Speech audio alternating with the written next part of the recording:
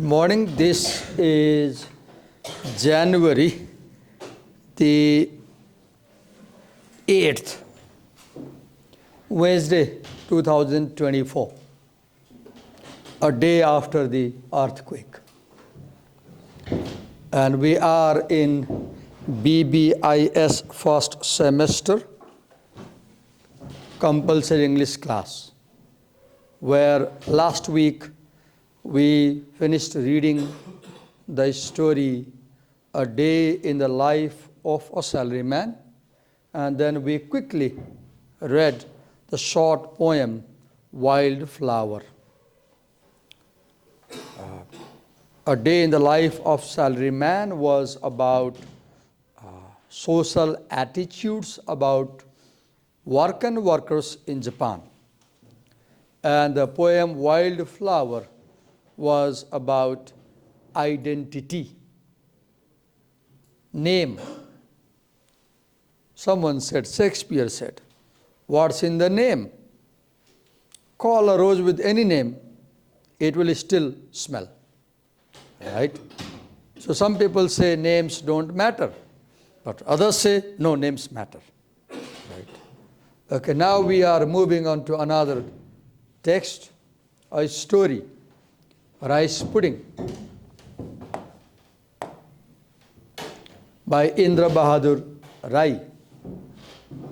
Indra Bahadur Rai is an Indian Nepali writer from Darjeeling. There are many famous Nepali writers from India, from Assam, Meghalaya, Darjeeling, West Bengal. Indra Bahadur Rai is one of them. So first of all, let's begin by talking about the title, Rice Pudding. So, as we can see, this is a food item, right? So we can guess that this story will tell about some kind of food, rice pudding. We can guess. I'm not sure. We'll check. It's about food item. And we know rice pudding is sweet. We don't eat rice pudding every day. Not everyone is lucky enough to eat rice pudding. One can say that rice pudding is a food for rich people, sir. Well-off people or poor people can't eat. But sometimes poor people can also eat. You saw the story, Langda Ko Sathi, how the beggar can eat all the sweets. Let's read the story. Now, because we said it's a story, I tell you every time, whenever you pick up something to read in your hand, whether you're taking a test, anything, first question you ask is, what is the genre of this text? Means, ask yourself, am I going to read a poem? Am I going to read an essay? Am I going to read a play? Am I going to read a story? Am I going to watch a media? Right. Traditionally, literature has 4 categories, but now we have another category, media, right? Visual media, digital media, social media. Now, we know that this one is a story. Now, once you know the genre of the text you are going to read, now you know that I'm going to read a story. Now, quickly in your mind, keep the elements of the story.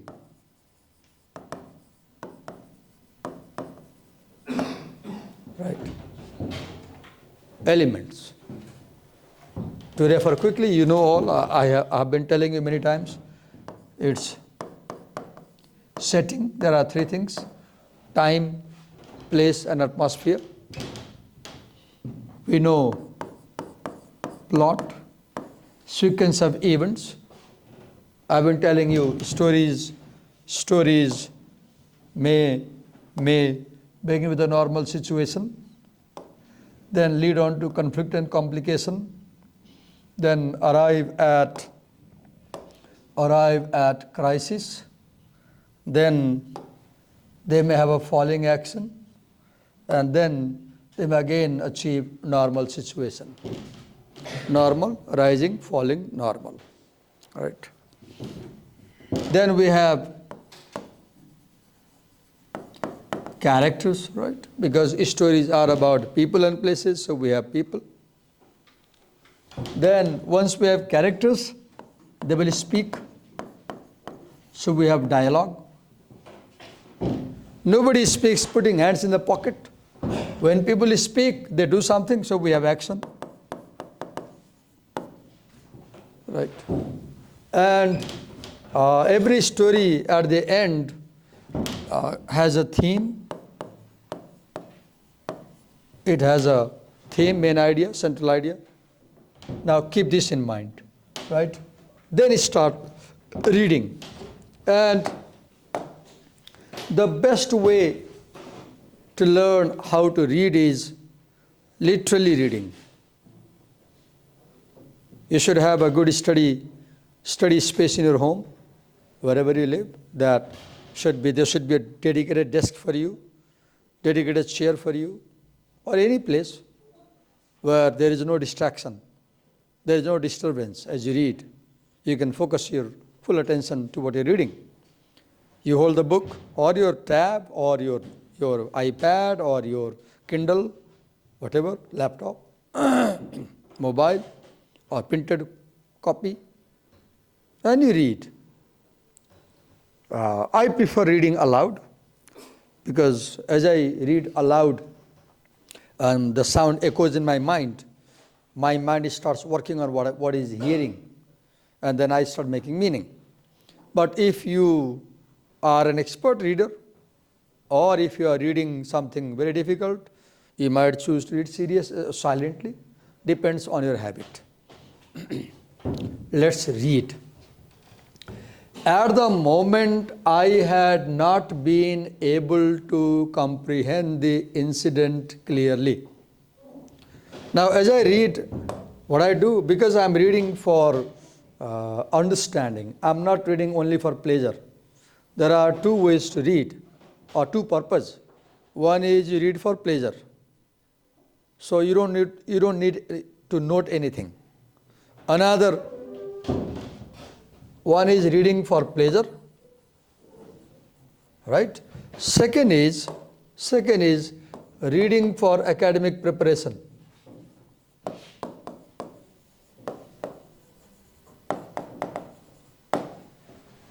If I was reading this story while making a train journey, I'm going to Bombay and I bought a collection of stories to pass my time. I don't like using mobile phone and data and all that. I read. So I won't make such notes. I won't bother about such things. I will just read and enjoy. But because I'm a student of BBIS, my teacher says note things and he says prepare for exam. I have to take exam based on the story. So my purpose is academic. So when I'm reading for academic purpose as part of college degree, it's a different thing. There are a lot of things to attend to, right? So because I'm reading for academic purpose, look what I do.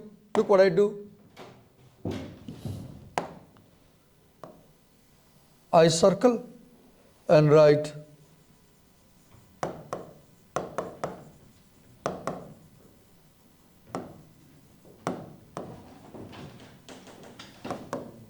what is this moment about. Look what I did. I'm reading very slowly. I'm pausing.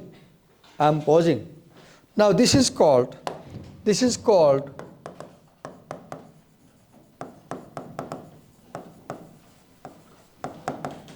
interactive reading. Now I draw a line here in the margin and then I write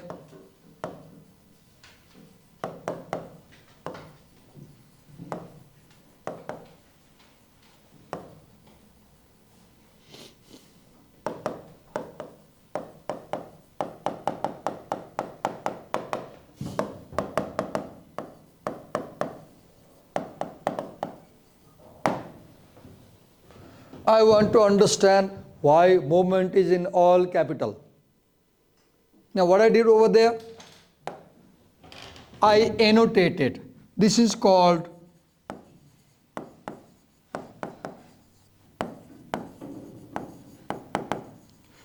annotated reading.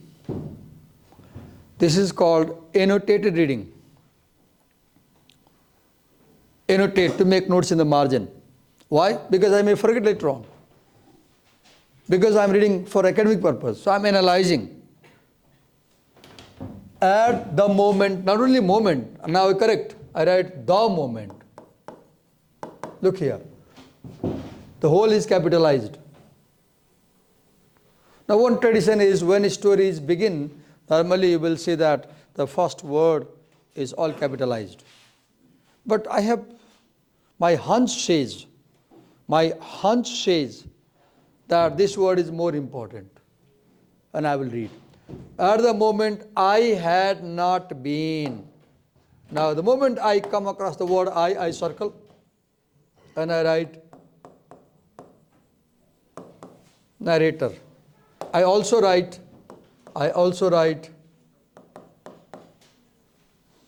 first person singular. Now I draw a line and I annotate. Is this narrator also a character in this story? I put a question. This is, when I raise a question, I am interacting with the text. This is called interactive reading. It is also called active reading, annotated reading. Okay. At the moment I had not been able to comprehend. Now I get a word comprehend. Now I write understand. Why? Because the word comprehend is more formal. Understanding is less formal. And I want to understand why the writer, Indra Bahadur Rai, or the translator use the word comprehend. Now I am aware that this is a translated text. Indra Bahadur Rai did not write this in English. Mr. Mahesh Paudal translated. Right? Now I am interested why he chose to use the word comprehend, not understand. Maybe comprehend and understand have different meaning. The incident. Now I circle here. And I circle the word the with blue. If I am using my tab, laptop, iPad. And I write here. What is this incident? Why is it important? Now you see, such reading requires patience, which people like you don't have. It needs patience. How slowly I am reading. I am focusing each word. The incident clearly. That means now I write here. Something has happened.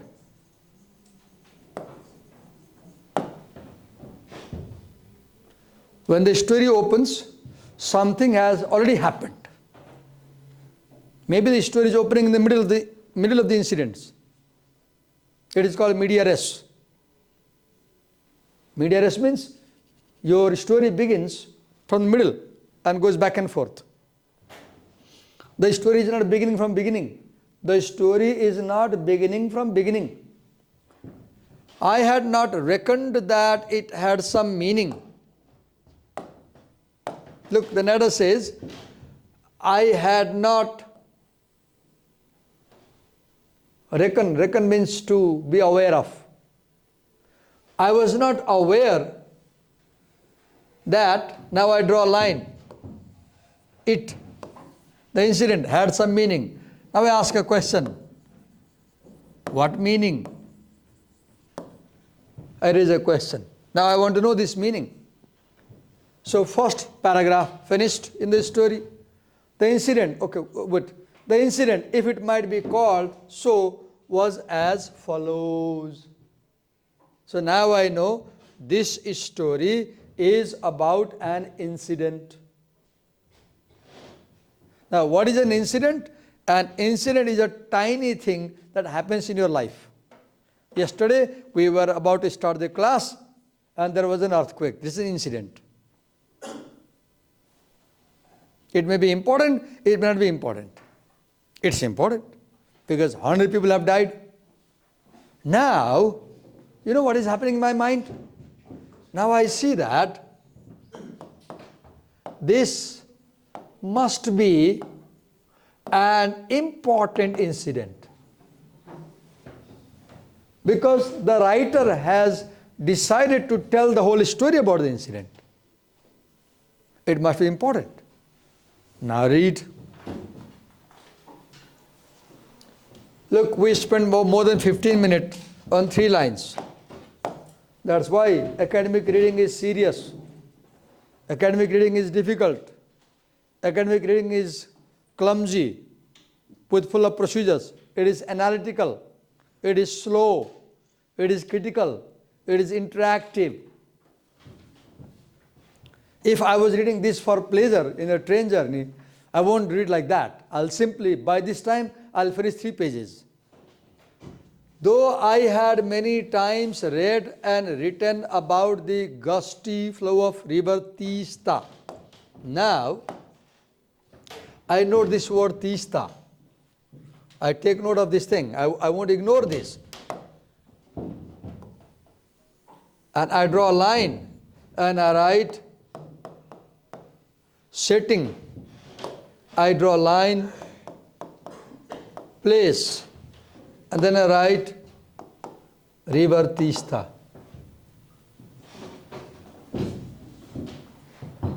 If you can do these things, you are an intelligent reader. Who is an intelligent reader? Who has so experienced that he knows where to pause and note down. A novice reader doesn't know where to pause and note down. A novice reader does not know what to do with the reading. An intelligent reader knows what to do while reading. तपाईँले पढ्दै पढ्दै जानुभयो भने यस्तो develop आफै grow भएर आउँछ. Somebody asked me, मलाई सोध्यो, सर कसरी पढ्ने बताइदिनु न भन्यो. फेसबुकमा सोध्यो मलाई कसैले. It's not easy. कसरी पढ्ने? पढ्दै जाने आफै आउँछ कसरी पढ्ने. कसैले यसरी पढ्ने भएर पढ्न आउँदैन. यसरी पौडी खेल्ने भएर पौडी खेल्न आउँछ? तिमीलाई 1 घण्टा राखेर कसरी पौडी खेल्ने लेक्चर दिएर पौडी खेल्न आउँछ र? आउँदैन. तिमीलाई पानी फाल्दै आफै आउँछ. तिमीलाई उचालेर पानी फालिदियो भने तिमी आफै बाँच्न हातले फाल्छौ नि त. So you want to read? Learn reading? Read. Okay. Gusty flow. Now I mark this word gusty. What is gusty flow? Torrential. Torrent, very heavy amount of water. With a hum at the number of places in stories and novels. Though I had many times read and written about the gusty flow of river Tista with a hum at a number of places. I mark this word hum. I don't know because I don't understand this meaning of this word. So I put a question mark. Maybe I will check in a dictionary later on. I am reading the story and I find a word which I don't understand.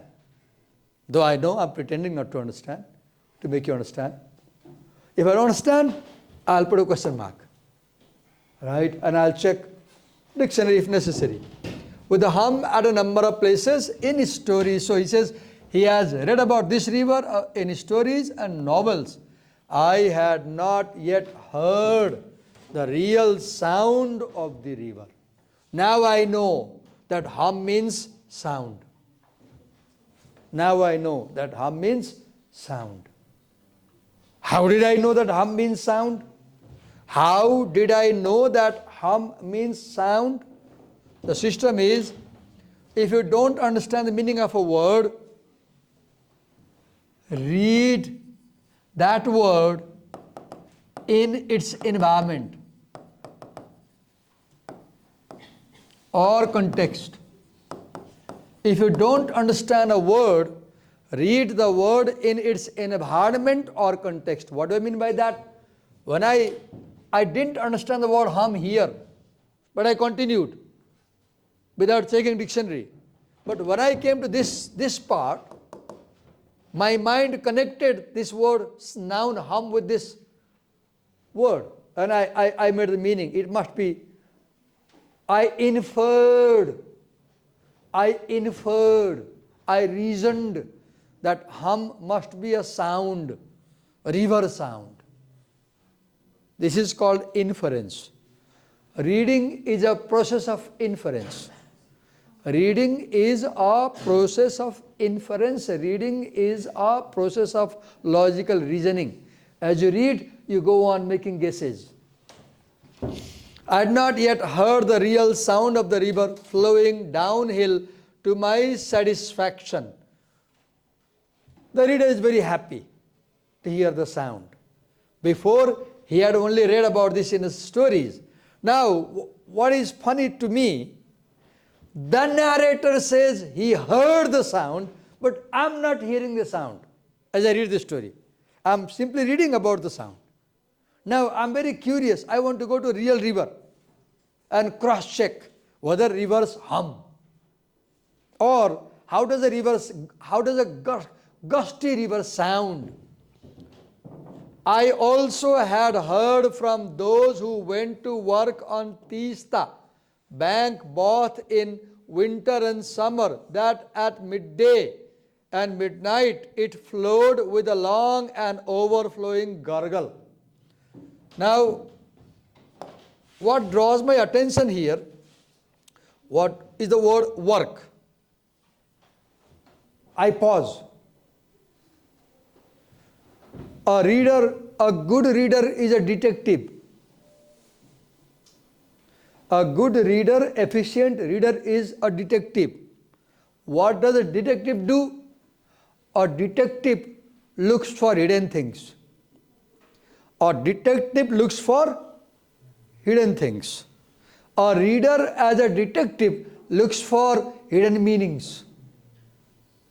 Reading is a process of meaning making. Reading is a process of meaning making. र जिन्दगीमा सबभन्दा ठुलो skill के हो? To make meaning. If you are very good at meaning making in life, you will be successful. Because you will understand your surrounding better than other people. Right? You see a person and you make his meaning. कस्तो मान्छे होला यो? You see a signboard, you make a meaning. के भन्न खोजेको यसले? You get an SMS text in mobile phone, make a meaning. Who is a successful person in the world? Who can make accurate meanings of things. Right? Now what I did? Now I circled. Now I write here what work. Then I write, is this story about workers? And put a question mark. I don't know yet, but this draws my attention. I also had heard from those who went to work on Teesta Bank both in winter and summer that at midday and midnight, it flowed with a long and overflowing gurgle. Now I draw a line and I write, there seem to be many auditory images in this story. What is an image? An image is a picture created using words. An image is a picture created using words.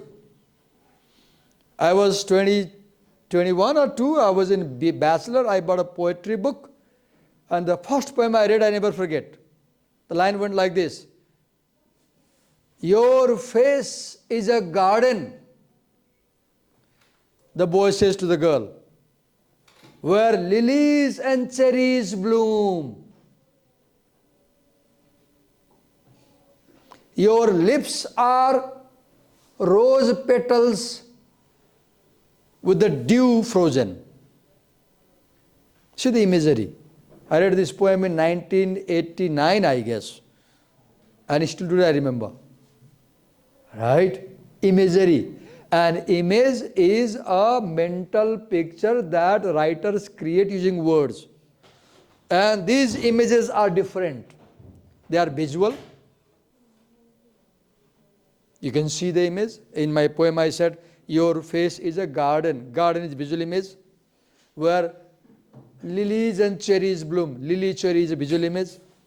Your lips are rose petals, visual image. We have other images like, for example, auditory image, images of sound, like here, gurgle, like hum. This is an audible image, you can hear in your ears. Gurgle. Gurgle is in the, what you call, canals when the river flows, striking pebbles, you have this sound. But then my thirst and hunger to listen to its hum had not been quenched by our occasional stop along Kalimpong Gangtok highway. When I stood on the bridge for a while and had a quick look of the river on both sides of the bridge. The paragraph ends. Now I go to setting, and in place, near place I write Kalimpong Gangtok highway, river Tista. I note down. Setting, place, location. Now I am beginning to understand that this poem takes place along Tista river on Kalimpong Gangtok highway, Sikkim and Darjeeling. I don't know exactly right now. Now what is more interesting to me, he talks about a thirst. Literally thirst is your desire to drink water. But he has another thirst. What is his thirst? Thirst to listen to the river sound. Metaphorically, you should have thirst for knowledge. You should have thirst for knowledge. Move ahead. Now, I also circle the word bridge because maybe this is exact location, and I write in the margin exact location, and I put a question mark because I'm not sure. But my hunch says that maybe the narrator is on the bridge.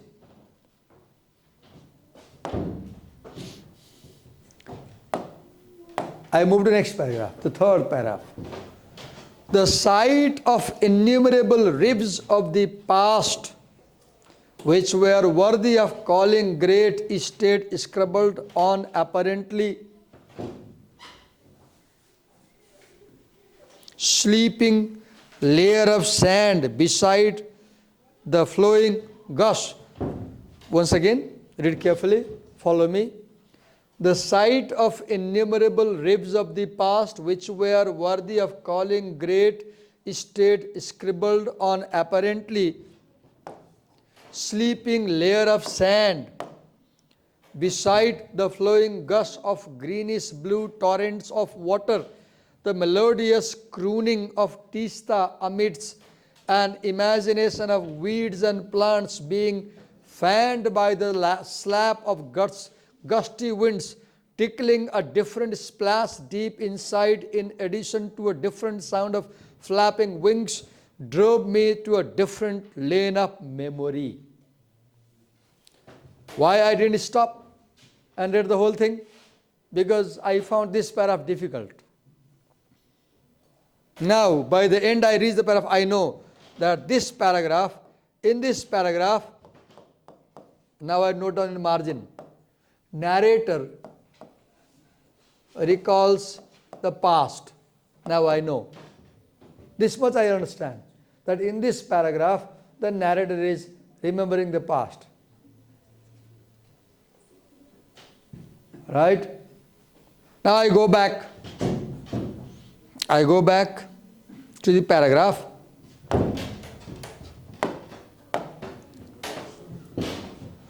And I circle innumerable ribs of the past, and I write question mark. What does it mean? I don't know. This seems to be metaphorical. What is a rib? In my chest, my heart and lungs are protected by ribs. All animals, I think, have ribs at the front, right? So ribs are the bones. It's like a cage-like structure that protects my body, vitals, right? But ribs of the past, I don't understand. I don't understand what is ribs of the past. So I feel it's metaphor. What is metaphor in literature? Because we're reading a story. Metaphor is a word, something like ribs, which stands for something else. I remember that Nepali song in comedy long ago, 20 years before. E meri tite kareli. Have you heard about, I forgot his name. He was arrested for a crime and put in jail. But he used to run a program on Kantipur called Tite Kareli, a comedy show. Prakash Jha from Jhapa. He got arrested for crime and he put in jail now. I don't know if in jail still. But that song, E meri tite kareli, I don't forget, because he is comparing his girlfriend with a bitter gourd. That bitter gourd is a metaphor. So Karela is something which stands for the girl. Tito taraf फायदा होने. The girl is very difficult to deal with, but she is good. See the meaning of metaphor. So here the rib is a metaphor, but I don't understand the meaning of this word. So I draw a line and put a question mark. I will cross-check or I will come back again read. The sight of the innumerable ribs of the past, but I can guess that it is something about the past. Though I don't understand what it means by ribs, but I know it is something about the past, which were worthy of calling great. Oh, past means memories, I know. Past means memories. And when he says great, I guess now he is talking about great memories. Now I put a question mark. Want to know what memories he has from the past. As I teach you this line in my mind, my childhood is coming. I am having, right now as I teach you, I am having my memories now. My ribs of the past now.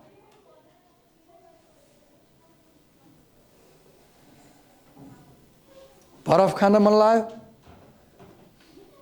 भोले पैसा मागे, दिनु भएन, बुवाको कुर्तामा चाबी हुन्थ्यो, खुसुके चाबी निकाले, बुवाको बक्सा खोले, 100 रुपैयाँको नोट देखियो, 100 रुपैयाँको नोट निकाले, बरफ किन्न गए, 5 पैसामा बरफ आउँथ्यो। बरफवालाको आँखा त यत्रो भयो। मेरो उमेर चाहिँ 4 वर्षको थियो कि 5 वर्षको थियो थाहा छैन, 6 वर्षको थियो कि 6 वर्षको बच्चाले आजभन्दा 40 वर्ष अगाडि, 40 मात्रै किन 30, 54 वर्ष अगाडि, 54 होइन 50 वर्ष अगाडि, करिब 50 वर्ष अगाडि, म 56 वर्ष भएँ, 100 रुपैयाँको नोट लगेर 5 पैसाको बरफ किन्न गए, छोरी हेऱ्यो अनि बरफ दियो। त्यही बेला उताबाट ट्युसन पढाउने सर आउनुभयो। दिवाकर तिमी यहाँ किन आएको भन्नुभयो। जिउ थर्रै काम्यो। पैसा चोरेर आएको म घरबाट, बुवाको पकेटको पैसा चोरेर आएको बक्साको, हैन, बरफ Khan.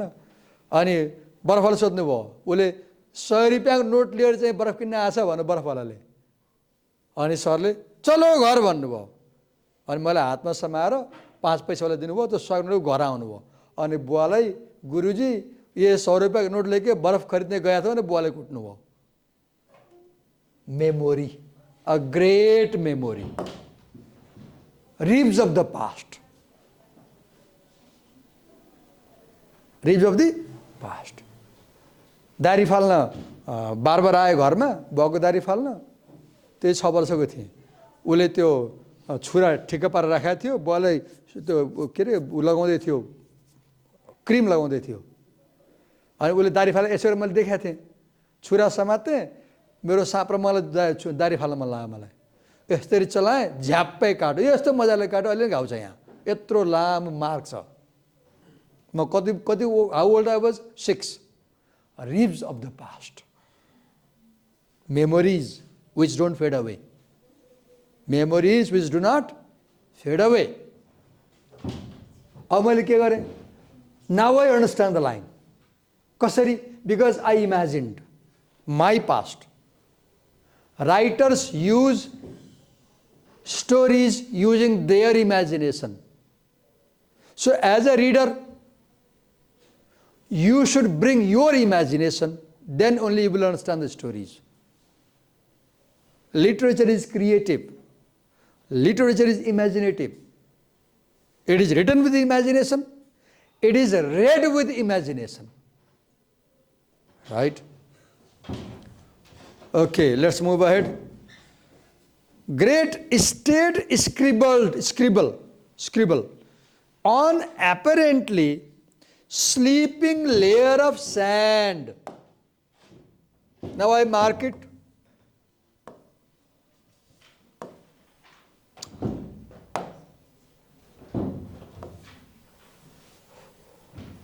And I draw a line and I annotate.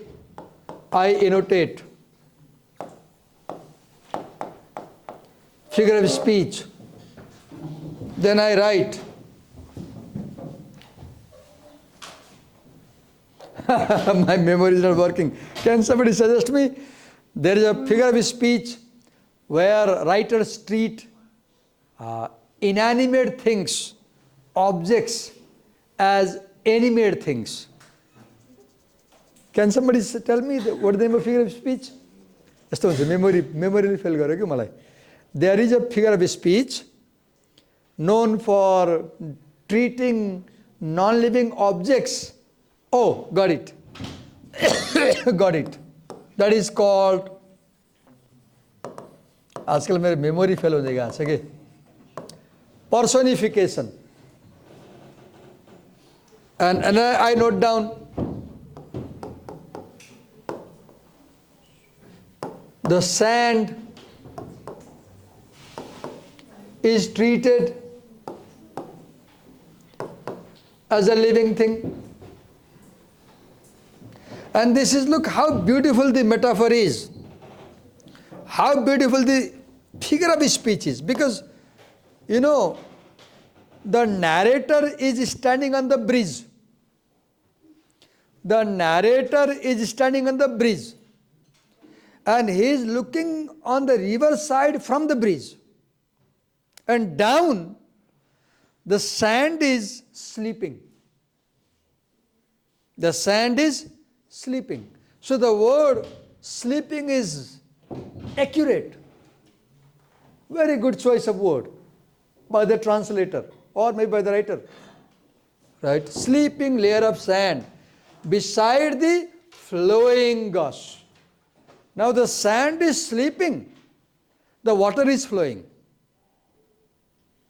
Now gush, this is visual image, but it is also auditory, because the moment I say gush, I can hear the sound. Even flowing is auditory. Of greenish blue torrent, I note down, visual image, greenish blue torrent. When rivers are very clean and very deep, you check, they are both green and blue. How accurately the writer captures the scene. Now I note down. What do I note down? Highly descriptive writing with Vivid imagery. I note down. Highly descriptive writing with vivid imagery. I note in my margin.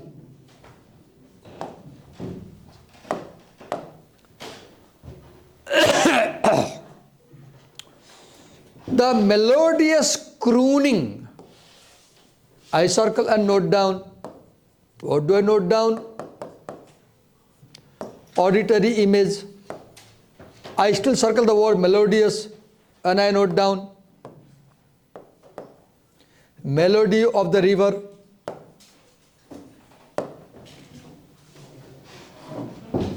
Now I also note down. What do I note down? The narrator is nature lover. And do you see one thing? The title of this story is rice pudding. And if you read this story with imagination, the story is as sweet as rice pudding. Look the ingredients of the rice pudding. This story is really rice pudding. Why? It contains all the ingredients which make a story really interesting. It has beautiful imagery. It has all the sounds, figures of speech, right? So the story itself is like kheer. Okay. The tista, amid an imagination of weeds. Now, maybe there are no weeds and plants by the riverside. So he imagines being fanned by the slap of guts. Look here, what is this river? And this is a reed, and the branches are half in the water, and the water touches the branches, the leaf, and the leaves move like this, like a fan. This is a real scene I've seen in many rivers. You just go to riverside where there is jungle, and chances are you will see some plants whose boughs are bent so down that they are in the water, some as half, and the water bends the river branch, and it likes like a fan. See the word fanning. See the word. Being fanned by the slap of guts. See the word slap. This is personification.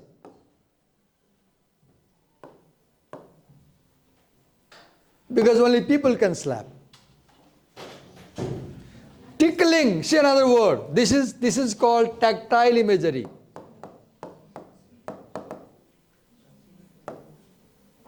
Tickling, tactile. What is tactile image? An image that refers to touch. युसुफले अघिबाट सारिरहेको छ, के सारेर जम्मा जान मन लाग्यो? के सारिरहेको छौ?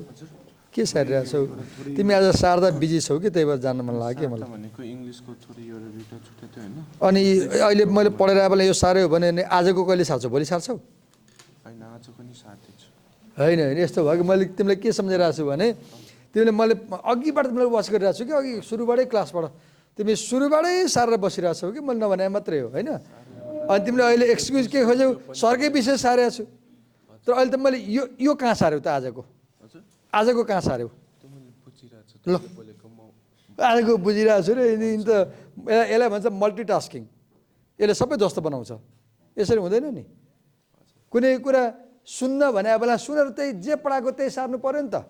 यस्तो सार्नु पर्ने किन भयो? यस्तै काम गरेर भएर भयो। भोलि अब आजको सारेर बस्छौ तिमी। आज हिजो अस्तिको सारिरहेको छौ, भोलि आजको सार्छौ के?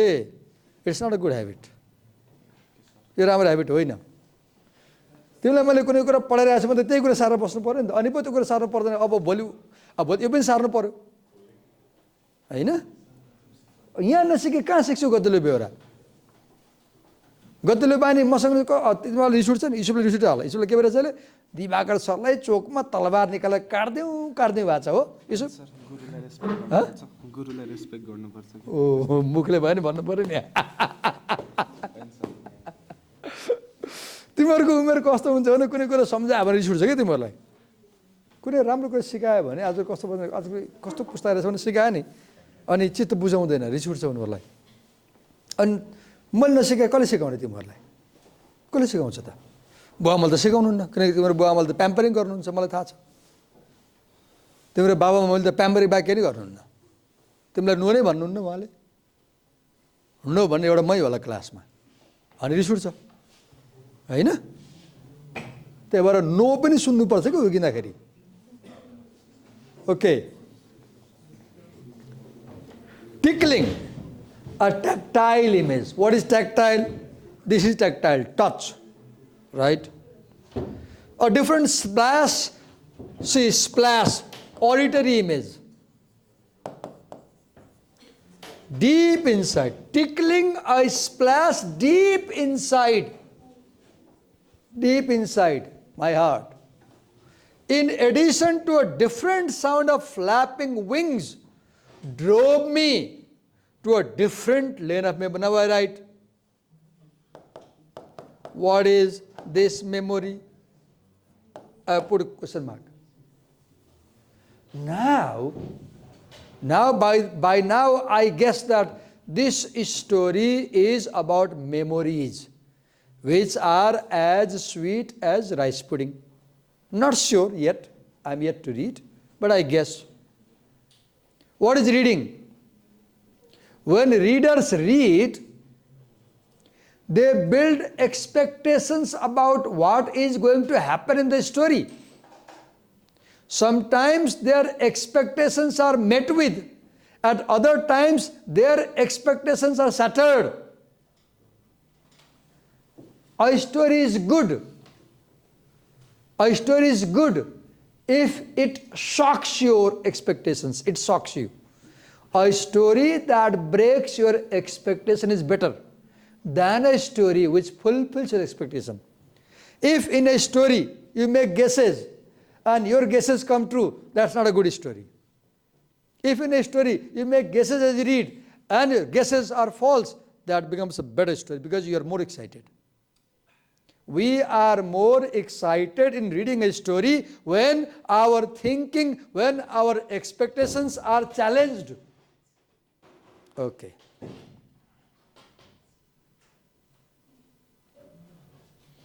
Now, he talks about a different lane of memory, right? So this story is about memory lane. Now here I write memory 1, I put a question mark, not sure. During one of my returns from Gantok, now I write, what do I write?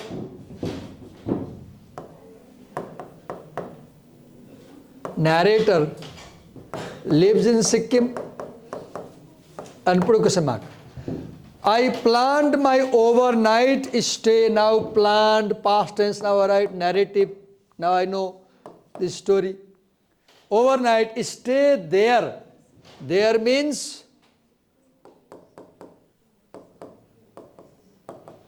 Tista river bridge somewhere at the bank of the river, Tista for a day, overnight. So now I know this story maybe is about a night. These are all my guesses. And good readers make such guesses as they read. The guest house was being renovated. I stop here because my time is not allowing me. I'll continue tomorrow. If you find time, read this way. Thank you.